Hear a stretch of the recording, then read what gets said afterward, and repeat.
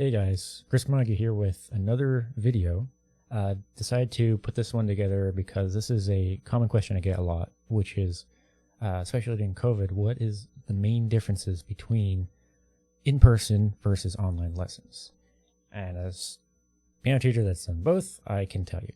So from what I remember, and every studio is different, the studio I would go to was on a contract. So your first lesson is actually more of an interview, which is a good thing because it ends up tailoring the lesson to you, ends up pandering to your needs, and you get the basic questions out of the way.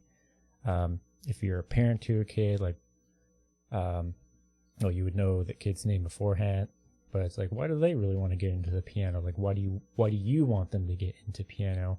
And then it's back and forth. You get to learn about the teacher. And of course, if you're going to a physical studio, if it's a physical studio, it might be a traveling piano teacher like I do now, where I come to your house, or you'll come to a studio, or it might actually be in their house.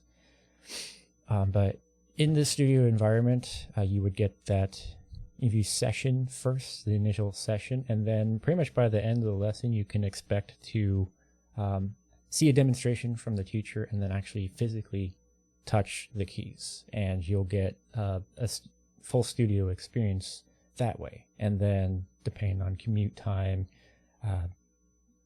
getting back home, it might be cut short, all of that. So definitely different from what you get from the online experience. But with an online setting, there might still be a contract. I don't know how that would definitely necessarily work. I might actually show it to the camera, or it will be a document in chat. If there's a document, I kind of don't really use that right now. But kind of aside from that, the main difference in the experience is that I'm not physically there. You're not physically with me. I am looking at the camera like so. But it is a different dynamic. So that is the main thing you would be missing out on. One of the things that I notice that you don't get to have during a physical lesson is you're actually practicing right there if you have your own keyboard, which I highly recommend even for a first lesson. But if you don't have it, it's okay. That's okay. It's more of an interview, getting to know the student. You get to practice right there at the first lesson on your keyboard.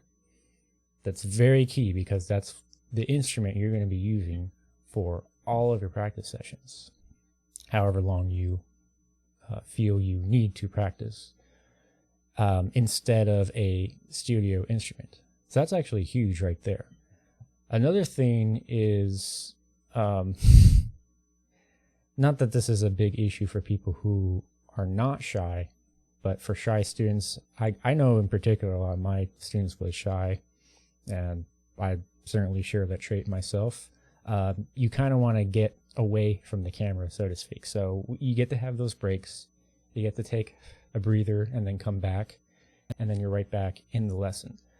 Another really great thing about it's kind of like a streaming experience in a way, because I can share my screen. I can share it. So if I'm preparing one of my students for an exam right now, so if they want to really know what are they asking for, it's like, okay, I actually have the full document right there, and I can zoom in, I can highlight parts, I can do all this, and it's very simple to do. It's way more work than scrambling around in a studio looking for documents out of drawers. I definitely do not miss that experience at all. And I feel for students, teachers that are not that organized. But with the online experience, I don't have to be. And the students often know that. If a teacher is misorganized, they're aware of this. But there's certain aspects to the online experience where this doesn't matter. You can search the internet if you need to find terminologies, to find out what a testing environment looks like, so the student knows. It's a very well catering experience to their needs. So there's a lot more you can do that's not at a physical location that you can do on an actual online lesson.